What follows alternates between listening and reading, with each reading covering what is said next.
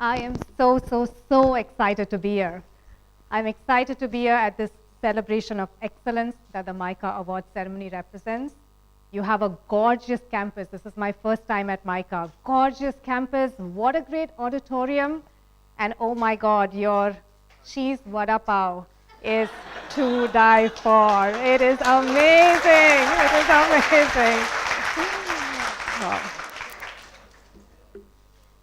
So I was asked to come talk about where Facebook is going, and my personal journey and thoughts that I could share with you as you enter your next phase of life. I'm actually going to get a quick show of hands. I know the staff, I know faculty, parents and friends. Can you just give me a quick show of hands so I know how many are in the audience? Parents? Okay, all right. Yeah, and friends. Perfect. Yeah, and now there is darkness, and then there's amazing students. Hey, so what's with this? Is blue and white? It's very Facebook colors. So, is there a? All right, okay. Facebook colors, right there. Phenomenal. All right. So, few thoughts to share on Facebook and my personal journey. I want to actually start by paying homage to someone who I know has deeply been part of the legacy of MICA. Hat, who the world unexpectedly lost a few weeks ago.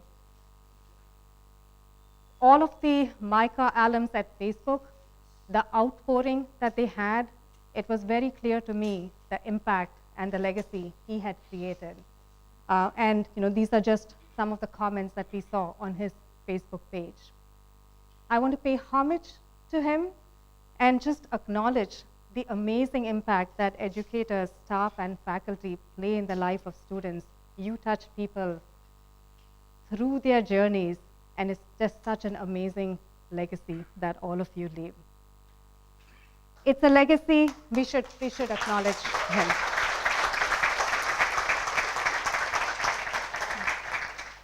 It's a legacy that I know all of you will take forward, and I know that all of the MICA alums all over the globe are taking forward, and I certainly know firsthand about what the MICA alums at Facebook are doing. I feel very, very privileged to work with these MICA alums, Prateek, Vishwa, Rahul, Ashish. Amazing, amazing work at the forefront of marketing and communications. I feel so deeply privileged to be able to work with them. So let's look at what Facebook is doing with the help of these amazing people and all of the Facebookers over the globe and how we view the world. And I'm going to start by talking about Facebook with my profile picture, my cover photo. Does anyone recognize the picture, my cover photo? Where is it taken? Guesses? Himalayas? Alps? Any other guesses? Okay. Kailash. Okay, close, very close. So this was taken at my Everest Base Camp trek a few years ago. And I think it's symbolic of where the connected consumer is going. I was taking these pictures on my mobile phone and uploading them on Facebook all the way up to 18,000 feet. Okay? Ncell had just laid their 3G towers then, and now they tell me that there's actually 4G at the Everest Base Camp. Okay? It is staggering to think about the pace of change and where technology is taking us and the impact that it has on consumers. We commissioned a research on what it means for people to grow up in this age of multiple screens like all of you are. And I just had an interaction with the faculty, and I was thrilled to hear of some great research in this specific area. I want to show you a video that showcases what our findings were. Shut that thing off. Volume. Go outside and play with the dog. सबसे पहले तो ये इनकी आंखों के लिए बहुत बुरा है. In the 50s, there were no computers. I cannot imagine living without the internet. My high school locker had quite a few movie stars in them. Je suis la vie des acteurs, des chanteurs en ligne. We love to pass handwritten notes. In a week, I probably sent 1,000 texts. Ele tá sempre nesse celular. Eu não sei tanto o que ele faz nesse celular o tempo todo. Hi. ABC Mark. Here are some of my photos. Never seen that. Really? Yeah, I don't think I've seen it. This was on the beach. Ah là, c'était ma première répète avec la compagnie. Você realmente conhece 1000 pessoas? Well, that's good body movement. Very good. ये तो बड़ी सुंदर है, ये बड़ी अच्छी लग रही है मुझे। Thank you. It's a bit of my high school memorabilia. You look different. Oh, papa, t'étais vraiment beau gosse là-dessus. This looks like an Instagram filter. क्या मेरी Facebook प्रोफाइल में लग सकती है ये? It's kind of weird seeing her in like pictures when she's like near my age. When I was his age, we did almost the same thing, but in a different way. I took the picture with a Polaroid. She takes it with her phone. Posting your stuff online and getting acceptance from that encourages you to do more of what you believe in. Teenagers through history are the same. They want to express themselves. ये मुझे अपने time का याद दिलाती है।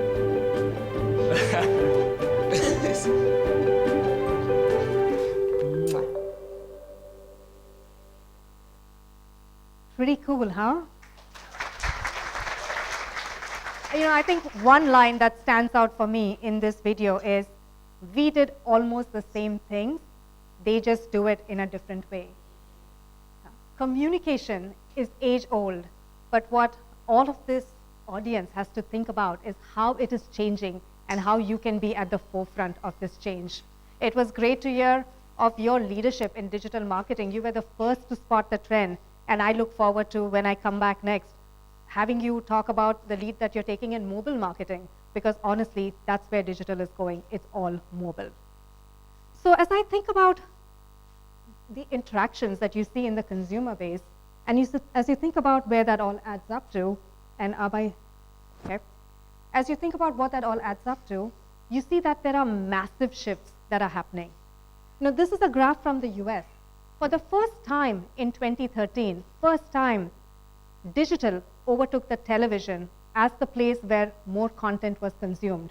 And if you look at these lines, again, mobile is the biggest contributor to that trajectory. The last time a crossover like that happened was in the 1950s, when television overtook the radio. And you tell me, do these graphs look like these trends are reversible? No, right? It goes one direction. We certainly see it in Facebook.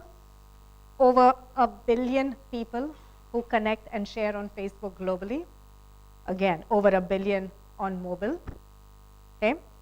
If you look deeper in India, again, over 118 million people who come back monthly. These are monthly active users, not registered users, over 100 on mobile. And what excites us even more than the monthly active users is how many people come back every single day. 49 million people daily on the mobile. So let's put that in perspective. What are these as a ratio of the largest English newspaper? Take a guess. Actually, you probably know all the numbers by heart. I'm talking to a marketing and communications fraternity. So these numbers, how many times, what's the largest English newspaper? What's the circulation? How much? What's the circulation? Guesses. Times of India goes to a few million. It goes to about 7 million people. Okay? So this is 7 times larger than the largest English newspaper in the country. Let's take the most popular television show. These numbers, daily reach, is about 4 times larger than the most popular television show. Now we are talking about the comedy by couple, that kind of caliber. So when I talk about marketing having to be centered around mobile, I hope these numbers tell you why. Because this is where the consumer is, and this is where marketers need to be to go out and reach them. Now, what is even more exciting than these numbers is how inclusive the growth has been. A lot of people think of Facebook as a metro smartphone only phenomena, but actually, Facebook, and I heard a bunch of stories as I was coming in, including the radio program where you get messages from villages using Facebook. So you know this, you are seeing this firsthand. One of my most favorite Facebook stories, and you know how it's great how everywhere you go, you know, people have Facebook stories to share like this one, and I heard about the most prolific Facebooker in this college as well. Thank you. 300 likes for every post. That's pretty phenomenal. Okay, quite a bar. So we do see it to be very inclusive. And one of my most favorite stories, and now I have a few more favorites that have come in just today, is that of Palita, who's the founder of the Mast Kalandar fast food chain. Any of you have gone to the Mast Kalandar fast food chain? Anyone? Yeah? So she came up to me during an event and she said, Kirthiga, I have to tell you this. My cooks, they don't know how to read, they don't know how to write, but they know how to use a phone and they know how to use Facebook. To me, it was staggering. What are they doing if they can't read and write? And this is a wonderful team that's using the platform far beyond how I would imagine. Lots of pictures being shared, and through marketing and communication, lots of brand interactions. A few months ago, she texted me and she said, Kirthiga, guess what? We have a new corporate page, and it is the form of a Facebook page, because that's where all of my cooks are. It's pretty phenomenal to see the platform being used in ways that even we did not imagine. It has huge economic impact as we drive the agenda of connectivity and connect people. A Deloitte study showed that in India, Facebook has created about $4 billion of economic impact and has created over 300,000 jobs. Pretty significant. Huge economic impact and huge social impact. And it was, again, exciting for me to see the theme and the grounding in social impact that certainly the faculty and staff expressed. So I want to show you a video of social impact on the platform. We'll play this video.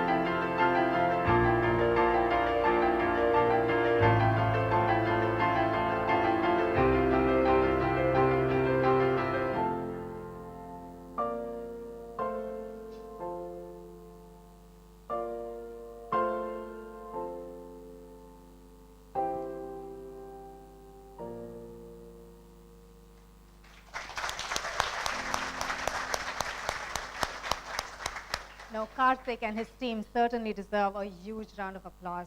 They have continued to build on this initiative. Today, Social Blood is the largest network of blood donors, blood banks, and they are saving lives every second.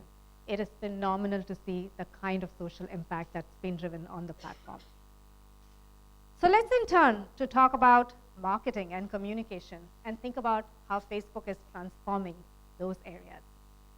There are two fundamental themes that I want to highlight here today. One is this theme of people-based marketing. Now you look at the screen, and you might think that this is a screen by error, it's a pixelated screen, where on earth did I get this from? But this is actually a screen. Quick show of hands, how many people on Facebook? Show of hands. I know there's at least one not on Facebook. All right, this is a screen that has all of your profile pictures, 1.3 profile pictures. And what it does to marketing is that it just changes the game. No longer are you talking to the sea of people via television, print, radio.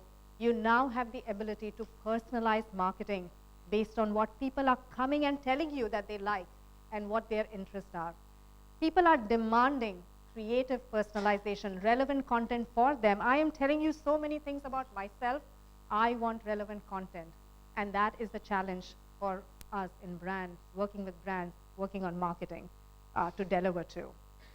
So the combination of people-based marketing plus the combination of a mobile phone, which is a personal device that is only delivered to you, the combination is potent because now you have the ability to deliver that personalized message in the middle of all of the conversations that are going on. Very sequential, grabs attention. I want to show you the result of the power of people-based marketing combined with mobile with a few examples. I'm going to start with a Coca-Cola example, and this was one that was done for Super Bowl a year ago.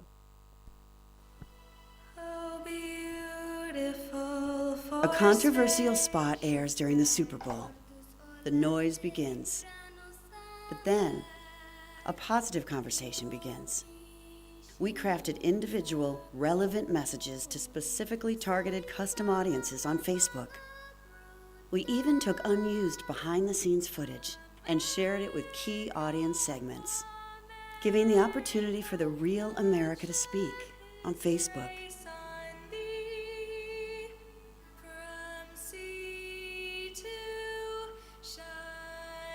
Coca-Cola has spoken, and they've said, America is beautiful.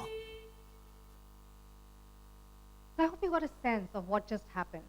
This was a television spot, 2 minutes, which is one television spot. It's the same spot that every single person sees, but on Facebook, they cut it 18 different ways.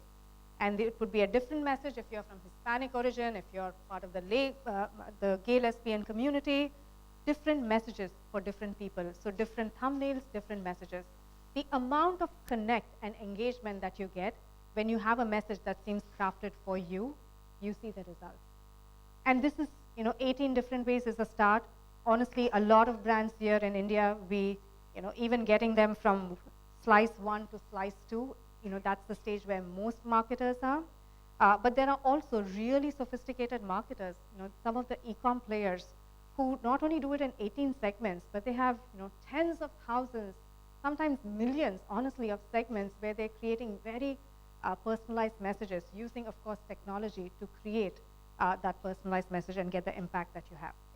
Another video that shows you just the craft and science of marketing and where that's going.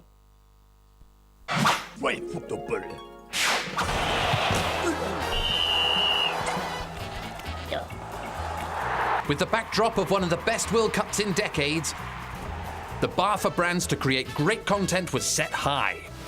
How could McDonald's make sure it wasn't the small fry in a big sea of World Cup content? What could speak to millennial fans from 37 different countries who speak almost as many languages for an entire month?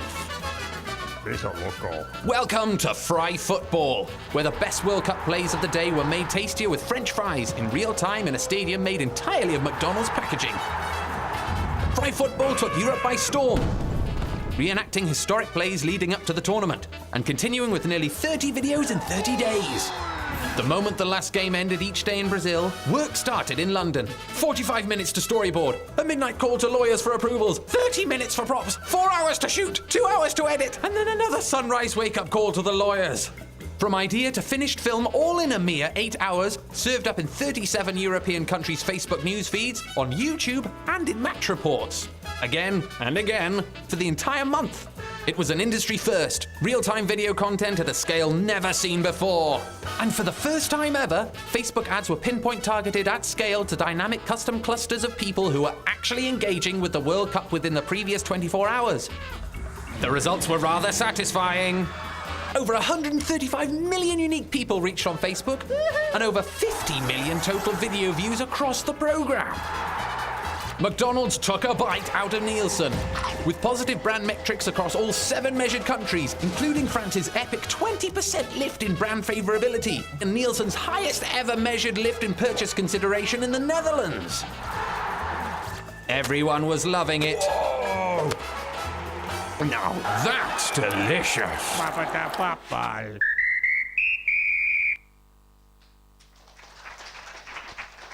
Real people, real results. That's what this is all about. The canvas on digital and on mobile has never been greater, as I hope you got a sense of in these examples.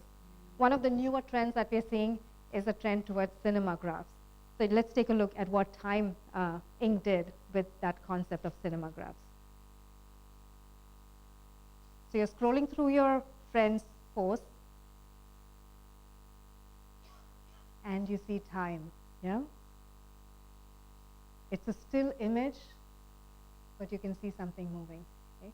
While you're scrolling through, tell me why wouldn't you stop at this? You want to create thumb-stopping creative, and that's what this gives you. If you're an e-commerce company, here's an example of what you can do. I don't know if the resolution is strong enough. Can you see at the back what's going on? Yeah, what's going on? Yeah, pretty cool. Okay, what's going on here? This is one of my favorites. So this is, let's say this is an e-commerce company, an apparel company. Let's say you're a media company. What's going on? All right. Let's say you're an FMCG company.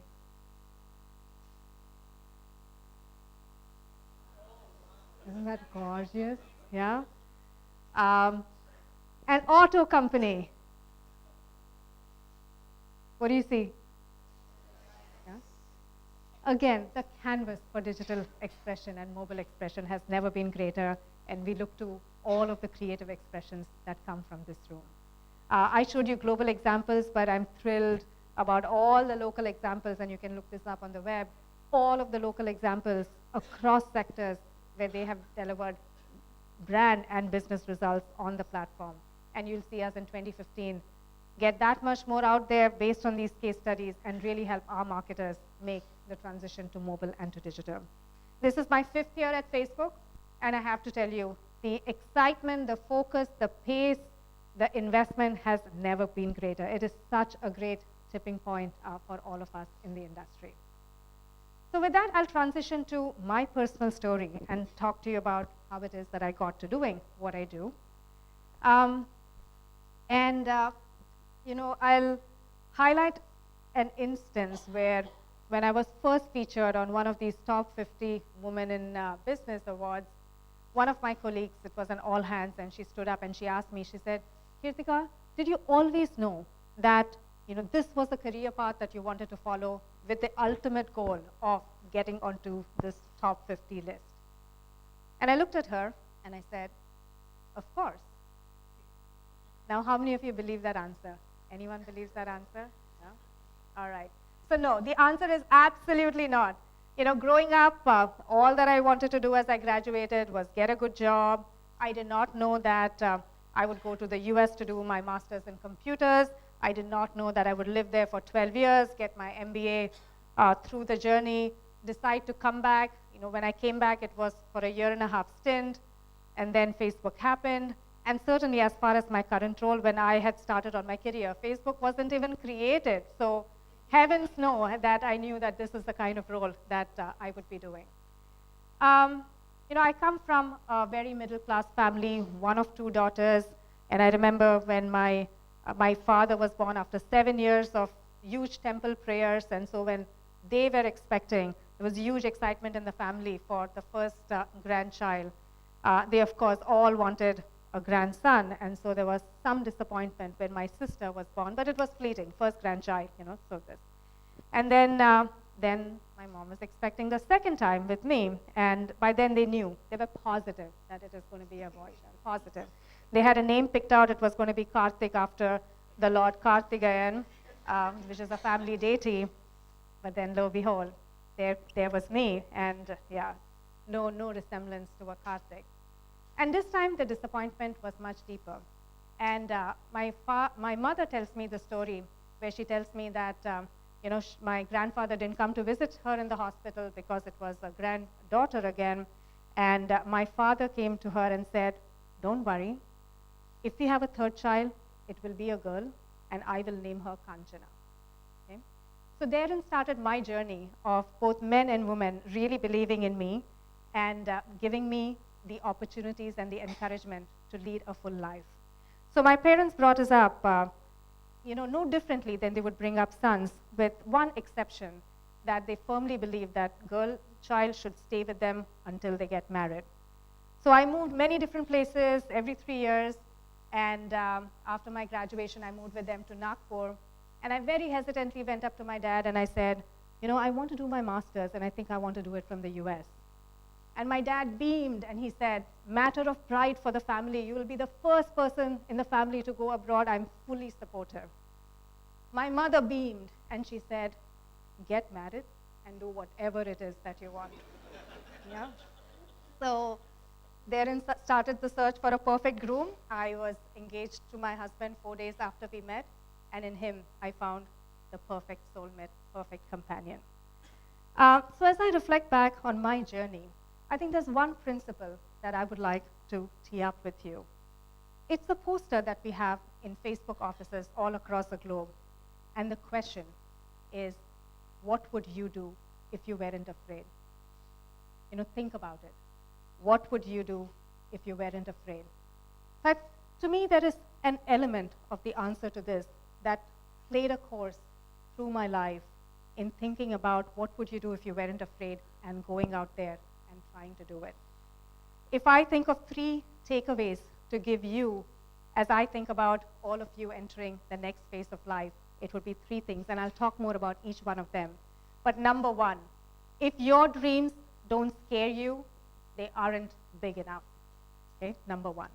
Number 2, the future belongs to the few of us who are still willing to get their hands dirty. Again, I'll talk more about that. And finally, and the final message is more for the women in this room, but it actually is applicable both to men and women, so you should listen carefully when I talk about that. But it's the superpower of the and versus the tyranny of the or. So let's talk about each one of them. So number 1, if your dreams don't scare you, they aren't big enough. And I'll use example both personally and professionally to illustrate this. So, my base camp trek, I am not a hiker, not a trekker, not a biker. I don't even know how to swim. Yeah? So for me, deciding to go to the base camp was a big thing. It was like these, it scared me. I did not know whether I would be able to do it. I had just turned 40 and I needed some big goal that was as aspirational as the work that I do. And I said, okay, base camp it is. And with a few good friends, and of course, a lot of training, there was I at the base camp. And we had someone else from Facebook who had gone there before, and they had planted a Facebook flag. So I had to carry the tradition. So if you look at my profile, you'll see me on the base camp planting a Facebook flag at the base camp. Think about this in your personal career as well as personal journey as well as in your professional career. Think about your dreams. Stretch them. Stretch them further to a point where you're scared. You're like, I can't do this. Can I really do this? I'm almost scared to voice these dreams out. Until you get to that stage, I will tell you that you are not living up to your potential. So live up to your potential and literally consciously go through the effort of stretching out your dreams. Okay? So that's 1. 2, once you have a goal and you're going out to achieve them, remember that this is another Facebook poster all across the globe, that the future belongs to the few of us who are still willing to get their hands dirty. I met with Sheryl Sandberg, the CEO of Facebook, soon after I joined, and I told her, Sheryl, I really want to be a mover and shaker in the organization. I want to do great things for the organization. What is one piece of advice that you have for me? And she told me, she said, Kirthiga, your first charter is to build an operations organization. Okay? And you have never built an operations organization before. I would urge you to know the nitty-gritty details. What is it like to be in the front line doing an operations role because unless you know that, you will not be a good leader. Think about that. You know, we all go out and we think, okay, we want to do strategy, we want to be great managers, lead large teams, but unless we know the nitty-gritty of what really the job entails, we are not going to be successful. I spent the first few years while I was in operations, I spent shadowing. I could work on hacked user accounts. I could respond to comments from developers, advertisers. I could do every workflow if needed in the company, right? And of course, I was not an expert, but I knew what was going on. Today, I can still, if I need to, I can put a media plan together and I send it to a client. I can do that. Think about it and make sure that you're willing to get your hands dirty. And I can't emphasize this enough. When I think about leadership hiring at Facebook over the last 4 years, you know, the place where people trip up, so we look broadly for 3 things. 1, people who are strategic, who can visualize the future. 2, people who can execute and get things done. And 3, people who are strong culture fits, who really invest in people and can build people. Take a guess. Where is it that we find people falter the most? Strategy, execution, culture. Culture? Take another guess. It's execution. It is incredible how many leaders I meet where they'll be great at strategy, we think that they can really be a strong culture fit, but if they don't have armies of people around them, they simply would not be able to execute. Think about this at all steps in your career and never lose touch of the brass tacks. It's going to be critical to your success.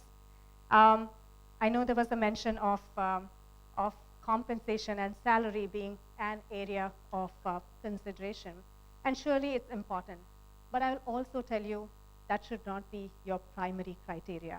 You know, when I graduated from Stanford Business School, arguably one of the best business schools in the world, one would expect, what would one expect? Would they expect a title raise, a salary increase? Does that seem like a normal expectation when you're graduating from a business school? Yeah? Okay. I went from being a director of engineering to being a senior product manager, a line contributor. I took a 40% pay cut in my base compensation because I was going from a large company to a startup. And in startups, you're paid not on your base compensation, but you're paid more on stocks, right? And it all worked out. And by the way, there are no guarantees that startups will work out, but it all did work out. In this case, when the startup was acquired by Motorola, it was a $500 million exit. But if I had solely indexed on where is it that I would get the largest compensation, I would not have had the richness of learning that I have. I would not have the role that I have today. So it is important, but don't solely index on it. Can't emphasize enough. The future belongs to the few of us still willing to get their hands dirty. Okay? So with that, my last message for today, if I go the right way, the power of the and. Okay. So again, more geared towards the women in this room, but applicable for men and women. So this advice applies to different phases of your life. Okay? As you think about, you know, getting to a stage where you're ready to find a partner, where you're thinking of marriage, know that the most important career decision you will make is, I see people laughing. They know what's coming. What is the most important career decision that you will make? The partner that you invest your life in. Okay? Remember that. I would not be on this stage if not for my husband. They fully supporting me, whether it was to, you know, take 2 years of my life, go get my MBA, you know, shift to Hyderabad just as he had started his real estate business. So remember that the most important career decision might not be your first job, your second job, your third job. It will be the partner that you choose, applicable to both men and women. So that's 1. 2, as you get even further on, and I'll, you know, share this with you because I might not meet you for many, many years now, but as you think about, okay, you know, I'm thinking of having children, what do I think about? I know that for me, you know, the first few years we were not ready. Then when we were ready, I said, you know, I have this conference to go to. I can't be pregnant at this time. I have this, you know, wedding to go to. And so we delayed it for the flimsiest of reasons. And then when we were ready, we discovered that it doesn't just happen when one is ready, yeah? So my takeaway from there is, 1, there will never be a perfect time. So conversely, if you're ready, whenever you're ready, make that decision and the world will conspire to make things happen for you.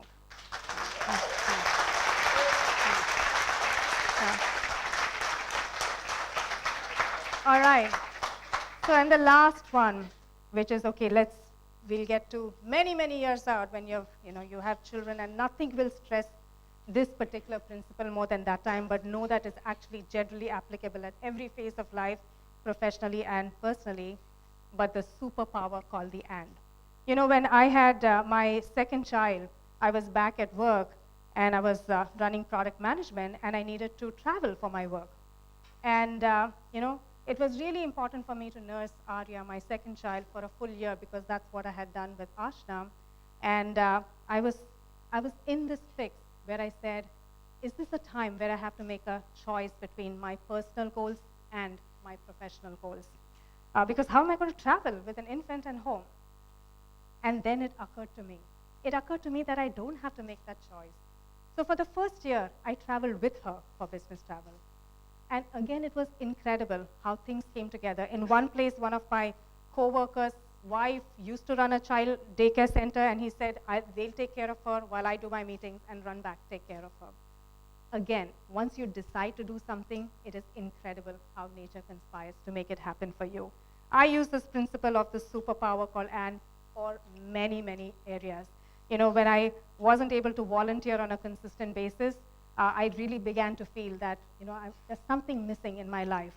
And then I was introduced to this amazing organization called Hands on Bay Area, which let me volunteer on the go. We could just sign up for 2 hours on the go. So I took my children with me from the time that Arya was like 6 years old. And they've been in soup kitchens, they've taught English as a second language with me, and here we were with an organization that was promoting native California plants. And it was so much fun, by the way, to do that sapling planting just before I came. But that's what the kids were doing, planting California native saplings in this picture.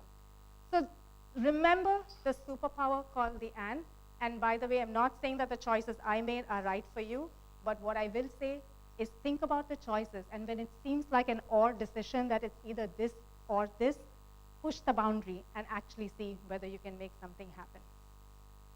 So with that, I'll recap 3 principles as you think about your next phase of life. If your dreams don't scare you, they aren't big enough. The future belongs to the few of us who are still willing to get their hands dirty. And remember that there is a huge premium for excellence. There really is. A huge premium for people who are the best and the next rung. They say water is liquid at 99 degrees centigrade, but it's vapor at 100. A 1 degree difference makes a huge transformation. So as you go through your career and think about, is that extra push going to matter or not? Know that it matters, and there is a huge premium for excellence. And lastly, the superpower called the and that I hope you will use. So with that, I'll conclude and leave you with this thought again. What would you do if you weren't afraid? I really enjoyed being here. I'm sure the people who come up, get the awards, have exhibited that innovation, that stretch of pushing the boundaries. I could not be more excited to be here and to have had this conversation with you. So thank you.